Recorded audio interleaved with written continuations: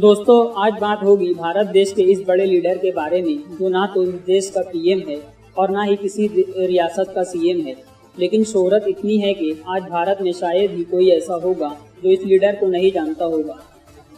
दोस्तों, शायद ही भारत की तारीख में किसी वजीर आजम या किसी और बड़े लीडर को इतनी शोहरत या इज्जत मिली हो। नाजरीन, आज इस वीडियो में हम बात करेंगे इस इंसान की जो जिस न्यूज़ चैनल पर अपना कदम रख देता है, इस न्यूज़ चैनल की टीआरपी आसमान की बुलंदियों को छूने लगती है। इंडिया का हर बड़े से बड़ा न्यूज़ चैनल हर मुद्दे पर इस इंसान को अपने स्टूडियो में डिबेट के लिए बिठाना चाहता है ताकि इस इंसान के जरिए इसकी भी रोजी रोटी चलती रहे। दोस्तों, मैं बात कर रहा हूँ तेलंगाना रियासत के शहर हैदराबाद से सांसद जनाब बैरिस्टर असदुद्दीन ओवैसी साहब की। चाहे बात हो लोकसभा की या किसी भी आम चुनावी रैली की, असदुद्दीन ओवैसी के बोलने का अंदाज नहीं बदलता। असदुद्दीन ओवैसी की नॉलेज और फैक्ट्स यानी दलीलें इतनी मजबूत होती है कि इनके विरोधी भी इनकी तारीफ किए बिना नहीं रहते। जब भी असदुद्दीन ओवैसी किसी स्टेज पर तकरीर करने जाते हैं तो लाखों लोग इनकी तकरीर सुनने के लिए आते हैं। और हैरानी की बात तो ये है कि जितने भी लोग इनकी तकरीर सुनने आते हैं, इनमें आधे से ज़्यादा लोग वो होते हैं जो इनके विरोधी होते हैं, लेकिन फिर भी असदुद्दीन ओवैसी का भाषण सुनना पसंद करते हैं, क्योंकि इन लोगों का मानना है कि असदुद्दीन ओवैसी पूरे इंडिया में इस दौर में सबसे पढ़े लिखे नेताओं में से एक हैं। दोस्तों, पूरे इंडिया में शायद ही कोई ऐसा नेता होगा जो नॉलेज और फैक्ट्स और स्टेज पर स्पीच देने के मामले में असदुद्दीन ओवैसी का मुकाबला कर सके। दोस्तों, आज इस वीडियो में हम जानेंगे आखिर असदुद्दीन ओवैसी कौन है और बचपन से लेकर आज तक इनका सियासी सफ़र कितना मुश्किल और आसान रहा, और साथ ही साथ हम ये भी जानेंगे कि कॉलेज के दिनों में असदुद्दीन ओवैसी एक अच्छे क्रिकेटर हुआ करते थे। इतने अच्छे क्रिकेटर कि इंडिया क्रिकेट टीम में भी खेलने का सपना देखने लगे थे। लेकिन फिर अचानक से ऐसा क्या हुआ, इनकी ज़िंदगी में ऐसा कौन सा मोड़ आया कि वो क्रिकेटर तो नहीं बन सके, लेकिन इंडिया के सबसे ताकतवर नेताओं में इनका शुमार होने लगा। तो दोस्तों, आज इस वीडियो में आप लोग असदुद्दीन ओवैसी से जुड़ी ऐसी बहुत सी चीज़ जानने वाले हैं जो यकीनन आज से पहले आपने नहीं सुनी होगी। तो दोस्तों, वीडियो शुरू करने से पहले नए आने वाले दोस्तों से दरख्वास्त है कि हमारे चैनल जीके मीडिया को सब्सक्राइब कर लें और साथ ही लगे बेल आइकन यानी घंटी की बटन दबाएं ताकि हमारी हर नई आने वाली वीडियोस का नोटिफिकेशन आपको मिलता रहे। और दोस्तों, हमारी हौसला अफजाई के लिए इस वीडियो को लाइक ज़रूर करें ताकि इस तरह की नॉलेजेबल वीडियोस का सिलसिला हम जारी रख सकें। नाज़रीन, असदुद्दीन ओवैसी की पैदाइश हैदराबाद शहर में 13 मई 1969 को हुई थी। असदुद्दीन ओवैसी के फादर यानी वालिद का नाम सलाहुद्दीन ओवैसी था और इनकी मां का नाम नजमुन्निसा था। असदुद्दीन ओवैसी के छोटे भाई अकबरुद्दीन ओवैसी को भी आप लोग ज़रूर जानते होंगे, जो हमेशा अपने जोशीले बयानों की वजह से सुर्खियों में रहते हैं। असदुद्दीन ओवैसी ने मुल्क की मशहूर यूनिवर्सिटियों में से एक यूनिवर्सिटी उस्मानिया यूनिवर्सिटी से अपना बीए कंप्लीट किया था। शायद आपको जानकर हैरानी होगी, असदुद्दीन ओवैसी को बचपन से क्रिकेट में बड़ी दिलचस्पी थी और कॉलेज के दिनों में असद ओवैसी एक बहुत अच्छे क्रिकेटर हुआ करते थे। असदुद्दीन ओवैसी अपनी टीम में एक फास्ट बॉलर की हैसियत से खेला करते थे और यकीनन ओवैसी एक अच्छे फास्ट बॉलर थे। क्रिकेट में इनकी काबिलियत का अंदाज़ा आप सिर्फ इस बात से लगा सकते हैं कि बहुत कम उम्र में ही इनका सिलेक्शन अंडर 25 क्रिकेट टीम में हो गया था और बाद में इनका सिलेक्शन साउथ जोन यूनिवर्सिटियों की टीम में हो गया था। असदुद्दीन ओवैसी के साथ खेले हुए प्लेयर्स आज भी बताते हैं कि ओवैसी इतने अच्छे बॉलर थे कि हर इनिंग में अकेले 4-5 विकेट लिया करते थे। दोस्तों, ओवैसी की बॉलिंग अपने कॉलेज के दिनों में बेंगलोर की तरफ से खेलने वाले वेंकटेश प्रसाद की बॉलिंग की टक्कर की मानी जाती थी। वही वेंकटेश प्रसाद जो आगे चलकर इंडियन क्रिकेट टीम के बहुत बड़े बॉलर साबित हुए। कहा जाता है कि असदुद्दीन ओवैसी और वेंकटेश प्रसाद का एक बार आमना सामना हुआ था, जिस मैच में वेंकटेश प्रसाद को कुछ खास नहीं कर पाए थे, लेकिन असदुद्दीन ओवैसी ने इस मैच में 6 विकेट लेकर सनसनी मचा दी थी। शायद ये वो दौर था कि असदुद्दीन ओवैसी के दिमाग में सियासत नाम की कोई चीज़ मौजूद नहीं थी। हालांकि दोस्तों, अवैसी के फादर यानी पिताजी और इनके दादा भी लीडर यानी नेता थे और आज़ादी के बाद से ही हैदराबाद में अवैसी खानदान का सियासत में काफ़ी अहम रोल माना जाता था। सियासत में इनके घर की एक अलग पकड़ हुआ करती थी, जहां इनका खानदान हैदराबाद की सियासत का मरकज़ माना जाता था। वहीं दूसरी तरफ असदुद्दीन अवैसी पॉलिटिक्स से कोसों दूर हुआ करते थे।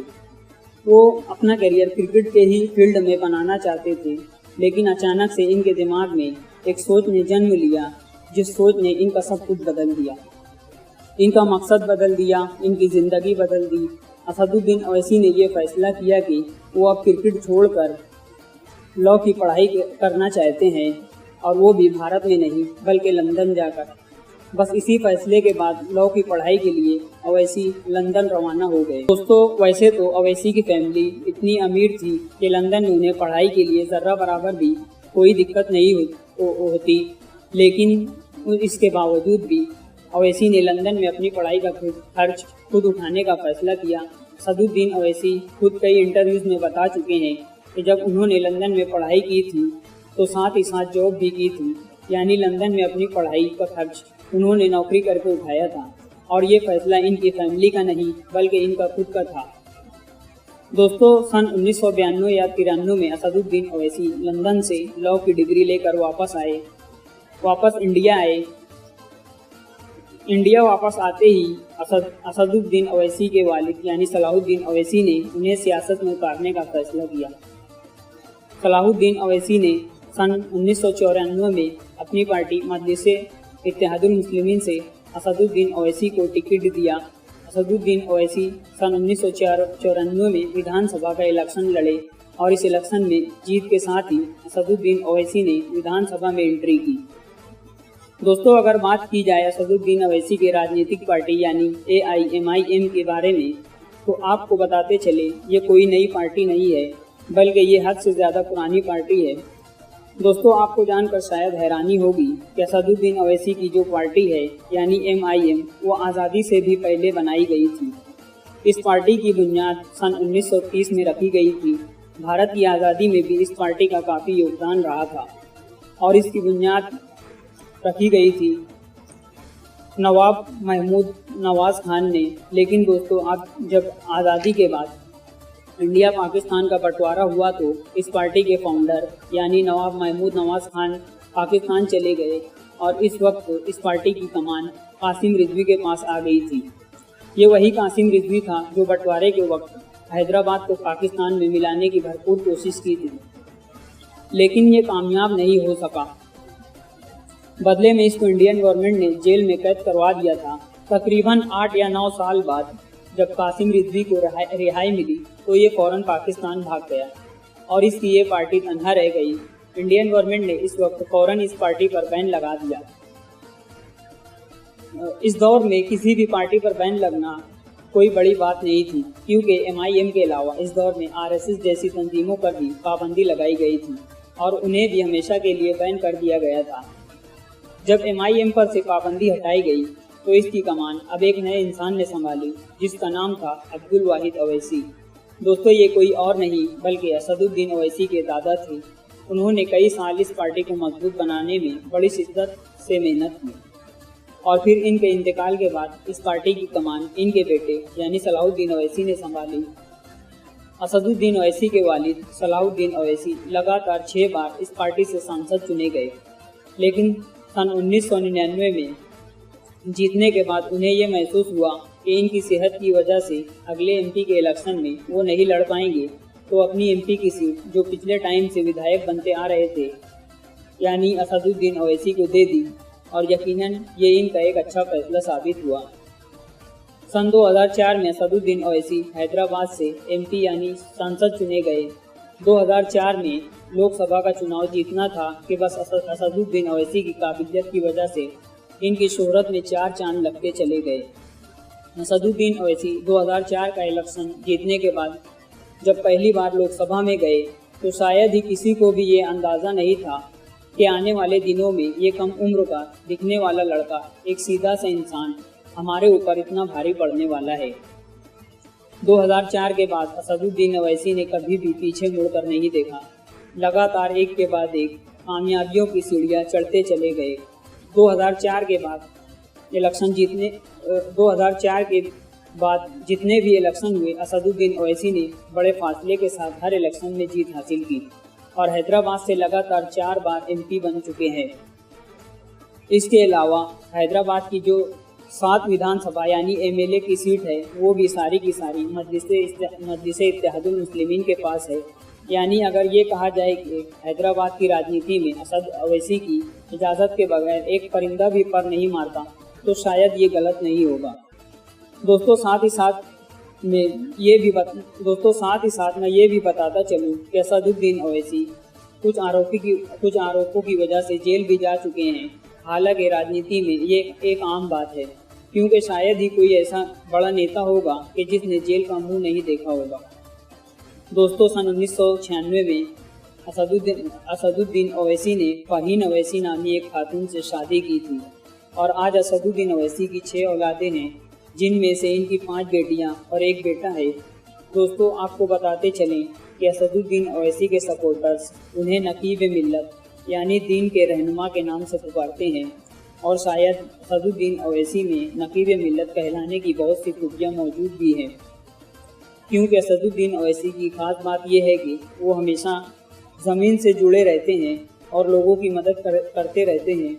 वो जब भी हैदराबाद शहर में मौजूद होते हैं तो अपनी ऑफिस में दिन में 4 से 5 घंटे का वक्त बिताते हैं और इन 4-5 घंटों में एक एक करके लोगों से मुलाकात करते हैं और इनकी परेशानियों को जल्द से जल्द खत्म करने की कोशिश करते हैं। आज के दौर में हैदराबाद में असदुद्दीन ओवैसी के बहुत सारे हॉस्पिटल्स और स्कूल्स हैं, जिनमें से ज़्यादातर हॉस्पिटल्स और स्कूल्स में फ्री में ही इलाज किया जाता है और बच्चों को फ्री में ही तालीम दी जाती है। और इन तमाम चीज़ों को असदुद्दीन ओवैसी के छोटे भाई यानी अकबरुद्दीन ओवैसी संभालते हैं। दोस्तों असदुद्दीन ओवैसी को सांसद या फिर किसी भी चुनावी रैली में मुस्लिम, दलित और इन जैसे जितने भी नीचे तबके के लोग भारत में रहते हैं, इन सब के मुद्दों को उठाते हुए देखा जाता है। वो हमेशा पिछड़े तबके के लोगों की आवाज़ बनते हैं। दोस्तों पिछले कुछ सालों में पार्लियामेंट में वो सबसे ज़्यादा एक्टिव रहने वाले MP हैं।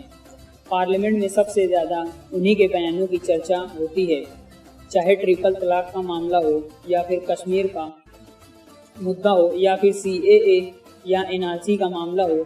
इन तमाम बड़े मुद्दों पर पार्लियामेंट में ओवैसी ने ऐसी मजबूत दलीलें पेश की थी जिसका जवाब देना किसी भी MP के लिए नामुमकिन बन गया था।